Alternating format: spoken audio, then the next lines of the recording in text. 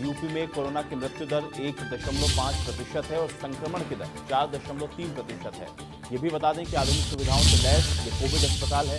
नोएडा के बाद अब गोंडा में कोविड अस्पताल बनाया गया है। यह अस्पताल टाटा ग्रुप के सहयोग से बना है। उद्घाटन के बाद ही अस्पताल के हॉल में सीएम योगी ने अफसरों के साथ मैराथन बैठक भी की है। तो मुख्यमंत्री योगी आदित्यनाथ के द्वारा गोंडा में 300 बेड के कोविड अस्पताल का उद्घाटन किया गया और इस दौरान कोरोना संक्रमण और मृत्यु दर को लेकर के मुख्यमंत्री ने कहा कि यह सबसे कम उत्तर प्रदेश के अंदर है। तो गोंडा में 300 बेड के कोविड अस्पताल के उद्घाटन के दौरान मुख्यमंत्री के द्वारा स्वास्थ्य व्यवस्थाओं की जानकारी और इस 300 बेड के अस्पताल से किस तरीके से यहाँ पे क्षेत्रवासियों को इसका लाभ मिलेगा, इन बातों को भी आज मुख्यमंत्री के द्वारा बताया गया है। तो सीएम योगी की तरफ से अस्पताल का उद्घाटन किया गया है। 300 बेड का डेडिकेटेड कोविड-19 हॉस्पिटल, जिसका उद्घाटन आज मुख्यमंत्री ने किया और इसके बाद अधिकारियों के साथ भी मैराथन बैठक की गई। मुख्यमंत्री ने निरीक्षण भी किया इस कोविड हॉस्पिटल का, जहां पर एक एक वार्ड में जाकर के तमाम जरूरी जो सहूलियतें हैं, जो सुविधाएं हैं, उनका जायजा मुख्यमंत्री के द्वारा लिया गया और 300 बेड के अस्पताल का उद्घाटन करते हुए जनता को समर्पित किया। मुख्यमंत्री ने इस अस्पताल को साथ ही साथ स्थानीय जनप्रतिनिधि का भी आभार मुख्यमंत्री ने जताया और सभी के प्रयास की सराहना मुख्यमंत्री के द्वारा इस दौरान की गई है। तो 300 बेड का कोविड-19 डेडिकेटेड हॉस्पिटल, जिसका उद्घाटन आज मुख्यमंत्री ने किया और इस दौरान कोरोना को लेकर के भी मुख्यमंत्री के द्वारा प्रदेश की स्थिति के बारे में जानकारी दी गई। तो वहीं नीट और जेईई की परीक्षा के खिलाफ समाजवादी पार्टी ने हल्ला बोला है और लखनऊ में राजभवन के बाहर समाजवादी पार्टी के कार्यकर्ताओं ने जमकर प्रदर्शन किया है। पुलिस ने प्रदर्शनकारियों पर लाठियां बरसाई हैं। तो नीट और जेईई की परीक्षा को लेकर के आपको बता दें कि समाजवादी पार्टी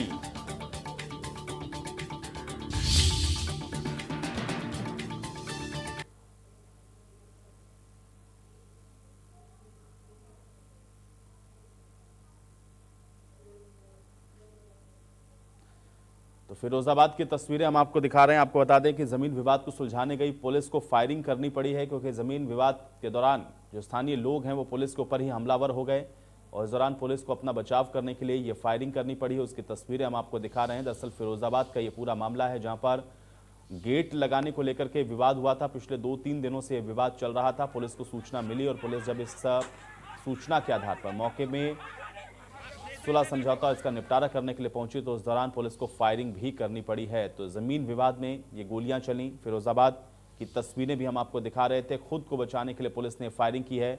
इसमें 4 पुलिसकर्मी बताया जा रहा है कि घायल भी हो गए हैं, जिनको अस्पताल में इलाज के लिए भर्ती करवाया गया है। लेकिन पुलिस को अपने बचाव के लिए फायरिंग करनी पड़ी है, क्योंकि पुलिस की टीम के ऊपर ही हमला कर दिया गया। पुलिस की गाड़ी को भी क्षतिग्रस्त करने की कोशिश की गई।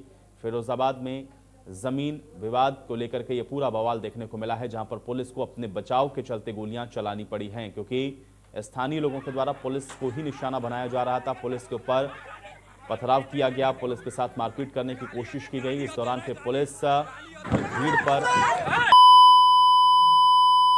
बचाव के लिए इसके बाद जो गोलियां हैं वो चलाई हैं। थाना दक्षिण इलाके के पेमेश्वर गेट का ये पूरा मामला है। 4 पुलिसकर्मी बताया जा रहा है कि इस पथराव के चलते, हाथापाई के चलते इसमें घायल हुए हैं। जमीन को लेकर के ये बड़ा विवाद फिरोजाबाद में देखने को मिला है, जहां पर पुलिस की टीम पर ही हमला कर दिया गया है। इसके बाद फायरिंग भी हुई। अपने बचाव में पुलिस ने इस फायरिंग को की है। उधर यूपी में स्कूलों की फीस बढ़ाने के खिलाफ एक बार फिर से अभिभावक सड़क पर उतर आए और नोएडा में जहां अभिभावकों ने सेक्टर 61 के जेएसएस स्कूल के बाहर प्रदर्शन किया, तो फिर वहीं ग्रेटर नोएडा में कांग्रेस कार्यकर्ताओं ने भी अभिभावकों का साथ देकर के डीएम को एक ज्ञापन सौंपा है। गाजियाबाद में भी अभिभावकों ने थाली बजाकर के अपने विरोध को जताया। अभिभावकों की मांग यह है कि कोरोना काल में फीस को ना बढ़ाया जाए, लेकिन जिस तरीके से फीस बढ़ रही है उसको लेकर के नोएडा, ग्रेटर नोएडा और गाजियाबाद में आज अभिभावकों के द्वारा ये विरोध प्रदर्शन देखने को मिला है। नोएडा में अभिभावक विरोध करते हुए नजर आए, ज्ञापन भी सौंपा गया। ग्रेटर नोएडा में भी इसी तरीके की तस्वीरें, जहां पर कांग्रेस ने भी इसका साथ दिया और थाली पीट करके गाजियाबाद में भी विरोध जताया गया। खबर आगरा से है, जहां पे सरकारी दफ्तर में कोरोना की दस्तक नजर आ रही है और कलेक्ट्रेट परिसर अब बंद करना पड़ा है, क्योंकि परिसर में एसएसपी दफ्तर भी बंद है। आगरा में कोरोना के 42 नए मरीज मिले हैं। आगरा में कोरोना के मरीजों की संख्या 2634 है। अब तक 107 लोगों की मौत हो चुकी है और आगरा में एक्टिव केस की संख्या 303 है। तो कलेक्ट्रेट परिसर को भी इसलिए बंद किया गया, क्योंकि कोरोना पॉजिटिव पेशेंट मिलने के बाद एहतियातन इसको बंद करना पड़ा है और कोरोना के मरीजों की भी जो संख्या है तेजी के साथ बढ़ रही है। अब तक 107 लोगों की मौत जनपद के अंदर हो चुकी है और आंकड़ा तेजी के साथ बढ़ रहा है। अब सरकारी दफ्तर तक भी कोरोना की दस्तक साफ नजर आ रही है। तो वहीं आगरा से इंडिया न्यूज संवाददाता ने कोरोना की स्थिति का जायजा लिया है, आइए आपको भी दिखाते हैं। ताज नगरी आगरा में फिर से एक बार कोरोना के आंकड़े बढ़ना शुरू हो गया है। कोरोना सरकारी दफ्तर तक वीवीआईपी तक पहुंच गया है। कोरोना के कारण आगरा कमिश्नर अनिल कुमार जी के माताजी पिताजी का देहांत भी हो चुका है, जिसको लेकर आगरा के जिलाधिकारी पीएन सिंह ने एक फैसला लिया है कि आगरा कलेक्ट्रेट को बंद कर दिया गया। देख सकते हैं कि यहाँ पुलिस तैनात कर दी गई है।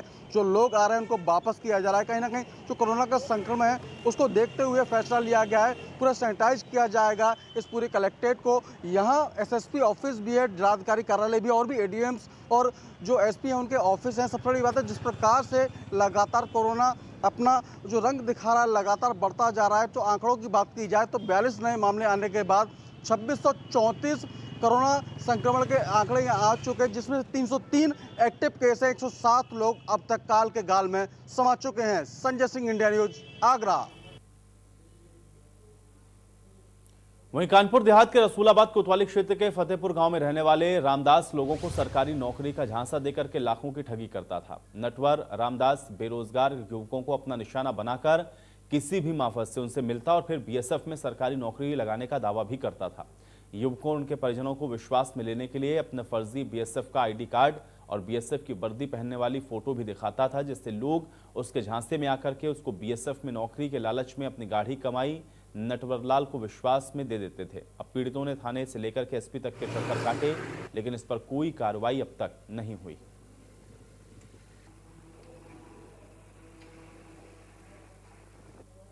साल के किस्से आप लोगों ने सुने होंगे, जिसने सैकड़ों लोगों को चूना लगाकर रुपए अपनी तरफ ऐड लिए। वहीं कानपुर देहात में एक और नटवरलाल निकल कर सामने आया, जो पैसों के लिए आर्मी का लेटर देता है लोगों को, उनकी नौकरी लगवाने के लिए उनको आश्वासन देता है। ऐसे ही कुछ लोग यहाँ पर भी हमारे साथ खड़े हुए हैं, जिनके साथ एक नटवरलाल ने लाखों रुपए का चूना लगाया। ये देखिए, इनको ज्वाइनिंग लेटर भी दिया और ज्वाइनिंग लेटर के बाद लगातार इनसे ट्रेनिंग की बात करता रहा। कोई कन्नौज से आया है, कोई औरैया से आया है, कोई उरई से आया है। सैकड़ों लोगों के इसने नटवरलाल ने पैसे लिए, लाखों रुपए नौकरी लगवाने के लिए, बीएसएफ में नौकरी लगवाने के लिए पैसे लिए। किसी ने अपने बेटे के लिए दिए, किसी ने अपने भाई के लिए दिए, किसी ने अपने खुद की नौकरी लगवाने के लिए अपने माता पिता की गाढ़ी कमाई इस नटवरलाल को दी। बावजूद इसके आज तक ना ही इनकी नौकरी लगी और ना ही इनको कोई ज्वाइनिंग लेटर मिला। जो ज्वाइनिंग लेटर इनको दिया गया वो भी पूर्णतः तरीके से फर्जी है। जब इन लोगों ने इस बात की पुष्टि की तो बताया गया ये फर्जी है लेटर, आपके साथ ठगी हुई है। इन्हीं से पूछ लेते हैं कब इनको इस बात की जानकारी हुई। क्या नाम है आपका? कमलेश कुमार। कमलेश जी, किसकी नौकरी लगवा रहे थे आप? अपने बच्चे की। अच्छा, किस में नौकरी लगवा रहे थे? बीएसएफ में। बीएसएफ में कौन लगवा रहा था बीएसएफ में नौकरी? रामदास। ये क्या करते हैं? ये सर पता नहीं क्या करते हैं। इन्होंने हमको आईडी कार्ड वगैरह दिखाया। हाँ। और बोले कि हम इसमें ज्वाइन हैं, हम आपके बच्चे की नौकरी लगवाएंगे। हाँ। कितना पैसा लिया था? 3 लाख रुपए सर ले लिया। कितने दिन हो गए?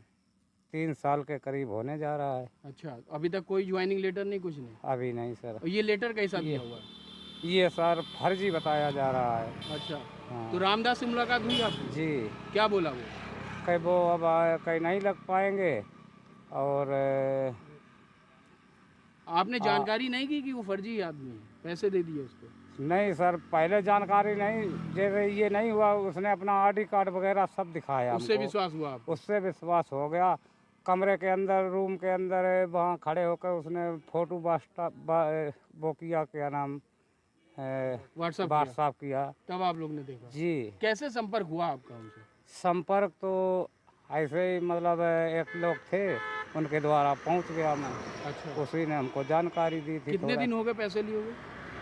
लगभग 3 साल होने जा रहे। अभी तक कोई पैसा वापस नहीं हुआ? नहीं सर। और भी लोग हमारे साथ मौजूद हैं जिनके साथ ठगी की गई है। क्या नाम है आपका? जी सर, रोहित राजपूत जी। रोहित, आपको किस में नौकरी लगवा रहा था? सर, बीएसएफ में मेरे भाई के लिए उसने बोला था कि आपके भाई को हम नौकरी लगवा देंगे।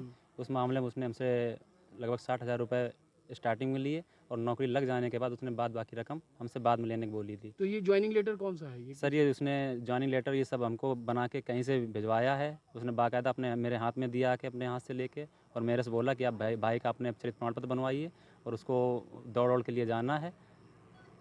ये देखिए साफ तौर पर देखिए ये लेटर दिया हुआ है। ये लेटर में देखिए बीएसएफ की मोहर भी लगी हुई है, दिल्ली लिखा हुआ है, दिल्ली में बीएसएफ की मोहर लगी हुई है। उसके बावजूद जब इन लोग को पता चला कि इनके साथ ठगी हुई है, एक और युवक है, इनसे भी पूछते हैं ये कहाँ से आए, कहाँ से आए? जी मैं बेला सा हूँ सर। हाँ, जी इन्होंने रामदास ने पैसे मुझसे भी लिए। कितना पैसे? 1,90,000 रुपये ले लिए। जब उनसे कहीं मुझे कुछ कागज ही नहीं भेजे, तब से फिर मुझे शक हुआ। हमने पैसे मांगे तो पैसे मांगे फरार हो गया। कह रहे पैसे से कुछ नहीं, यहाँ पे जाओगे तो नहीं तो मार पड़ेगी यहाँ पे। उनके घर वालों ने कहा कि बलात्कार केस लगा देंगे, तो मेरे घर आओगे, दिन में आओगे, रात में आओगे। तो इसी के मारे सर मैं डर के मारे गया ही नहीं तो दोबारा। पुलिस से मिले आप लोग? पुलिस सर गए, लेकिन पुलिस ने कुछ कार्रवाई नहीं की। तो देख सकते हैं साफ नटवर लाल है ये रामदास, जो बीएसएफ में नौकरी करने का लोगों को झांसा देता है। उसकी आइडेंटिटी कार्ड भी लोगों को दिखाता है, जिससे लोग उसमें विश्वास करें और अपनी गाढ़ी कमाई उसको दे दें। तो समझा जा सकता है कि पुलिस भी इन लोगों की मदद नहीं कर रही है। लाखों लोगों का मतलब करोड़ों रुपए लिए हुए सैकड़ों लोगों का रामदास, लेकिन पुलिस कार्रवाई करने से बच रही है। बीएसएफ में जवान बताने वाला रामदास के गाँव में खड़े हैं।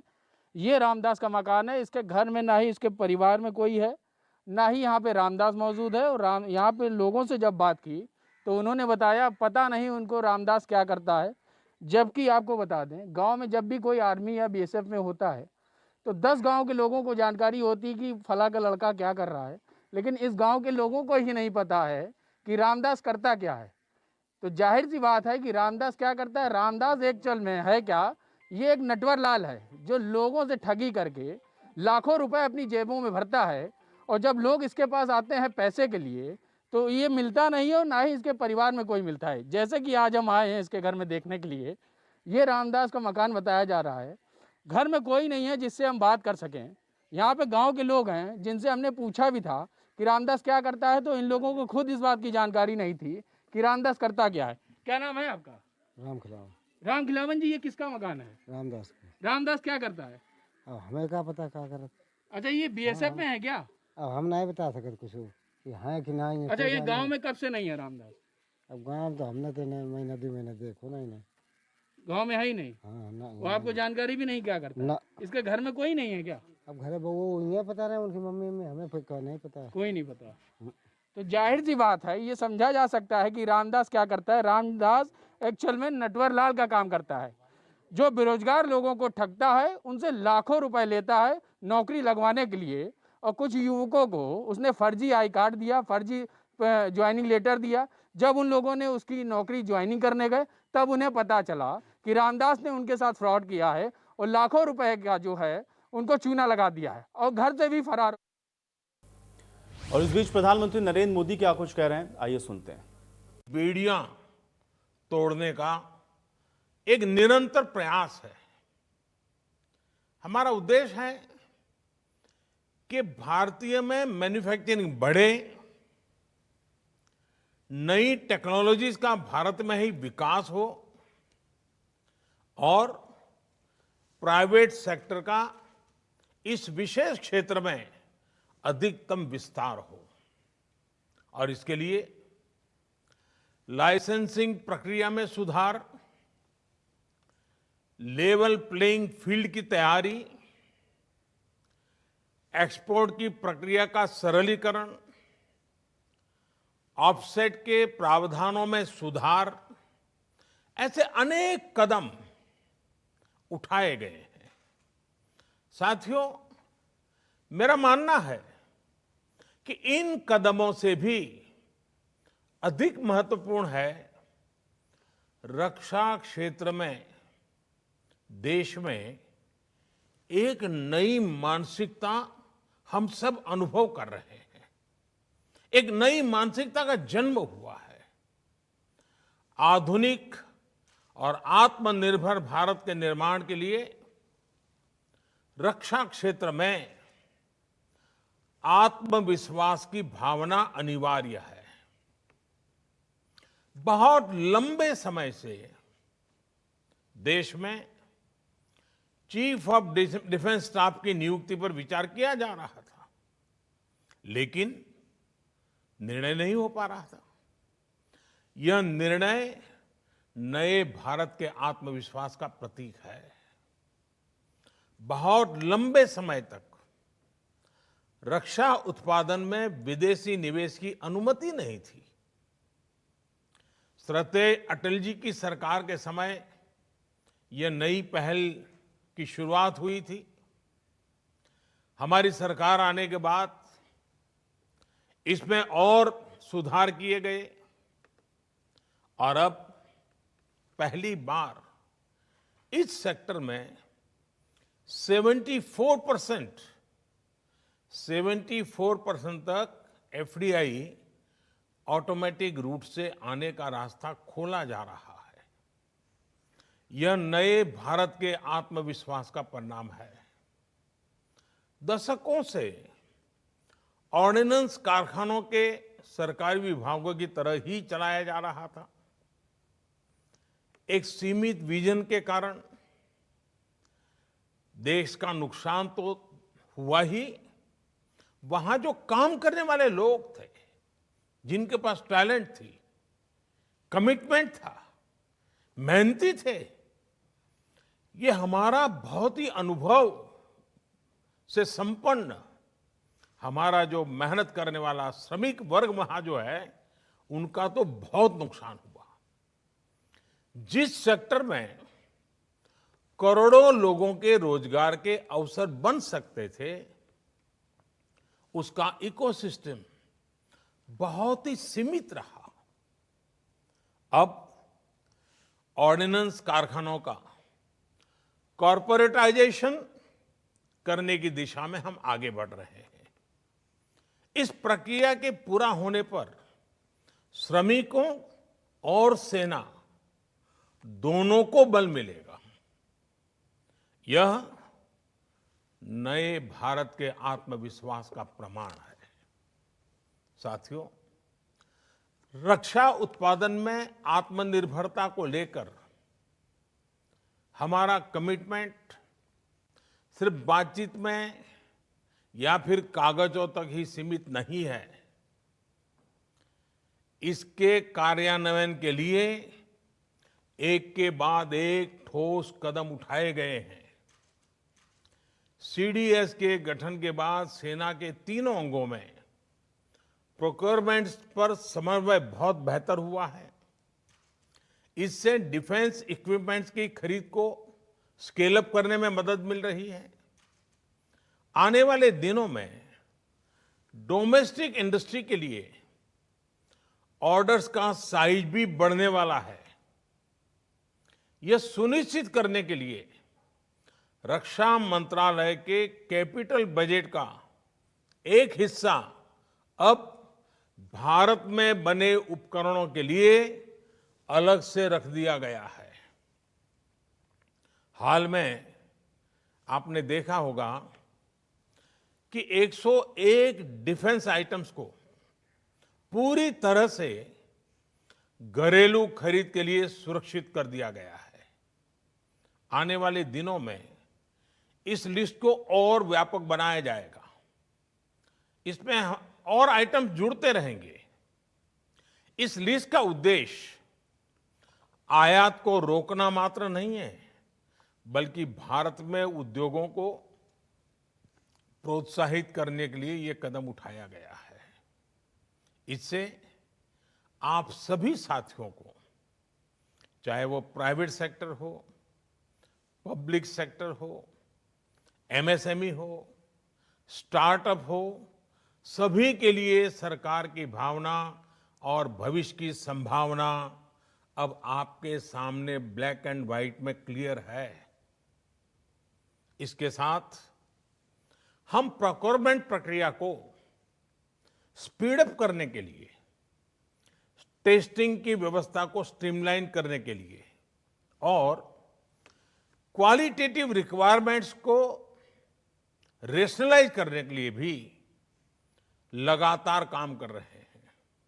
और मुझे खुशी है कि इन सभी प्रयासों को सेना के तीनों अंगों का बहुत ही कोऑर्डिनेटेड रूप में बहुत ही सहयोग है, एक प्रकार से प्रोएक्टिव भूमिका है।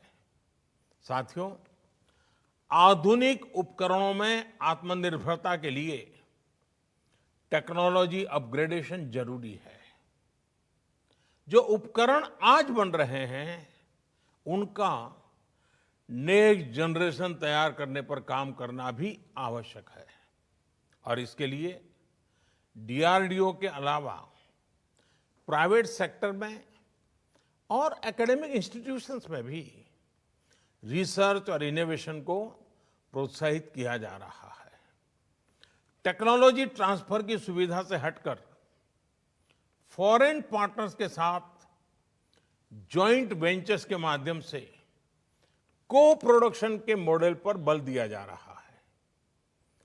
भारत के मार्केट साइज को देखते हुए हमारे फॉरेन पार्टनर्स के लिए अब भारत में ही प्रोडक्शन करना सबसे उत्तम विकल्प है। साथियों, हमारी सरकार ने शुरू से ही रिफॉर्म, परफॉर्म एंड ट्रांसफॉर्म इस मंत्र को लेकर के हमने काम किया है। रेड टेपिज्म कम करना और रेड कारपेट बिछाना, यही हमारा प्रयास रहा है। ईज ऑफ डूइंग बिजनेस को लेकर 2014 से अब तक जो सुधार किए गए हैं उनका परिणाम पूरे विश्व ने देखा है। Intellectual property, taxation, insolvency and bankruptcy, यहां तक कि स्पेस और एटॉमिक एनर्जी जैसे बहुत कठिन और जटिल ऐसे जो विषय माने जाते हैं उन विषयों पर भी हमने रिफॉर्म्स करके दिखाए हैं। और आप तो अब भली भांति जानते हैं, पिछले दिनों लेबर लॉज में रिफॉर्म्स का सिलसिला भी लगातार जो शुरू हुआ है, चल रहा है। कुछ साल पहले तक इस प्रकार के विषयों पर सोचा भी नहीं जाता था और आज ये रिफॉर्म्स जमीन पर उतर चुके हैं। रिफॉर्म्स का यह सिलसिला थमने वाला नहीं है। हम आगे बढ़ते ही जाने वाले हैं और इसलिए न थमना भी है और न थकना भी है। न मुझे थकना है, न आपको थकना है। हमें आगे भी आगे बढ़ते रहना है और हमारी तरफ से मैं आपको बताता हूं, यह हमारा कमिटमेंट है। साथियों, जहां तक इंफ्रास्ट्रक्चर की बात है, जो डिफेंस कॉरिडोर पर तेजी से काम चल रहा है, उत्तर प्रदेश और तमिलनाडु सरकारों के साथ मिलकर state of the art infrastructure तैयार किया जा रहा है। इसके लिए आने वाले 5 सालों में तो प्रधानमंत्री मोदी को आप सुन रहे थे। चलिए बढ़ेंगे आगे। ग्रेटर नोएडा में एनआईटी इंस्टीट्यूट के इतिहास में एक नया अध्याय जुड़ गया है। एनआईटी यूपी का पहला यूजीसी ऑटोनोमस दर्जा प्राप्त करने वाला शैक्षणिक संस्थान बना है।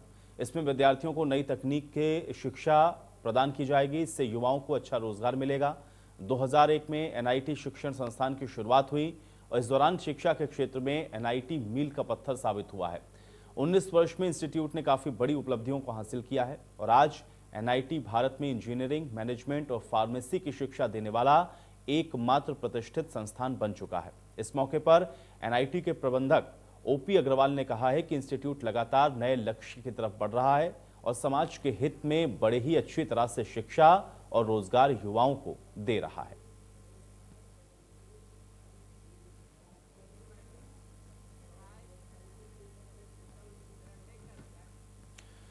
तो एनआईटी इंस्टीट्यूट के प्रबंधक डॉक्टर ओपी अग्रवाल ने क्या कुछ कहा है, आइए आपको सुनवाते हैं।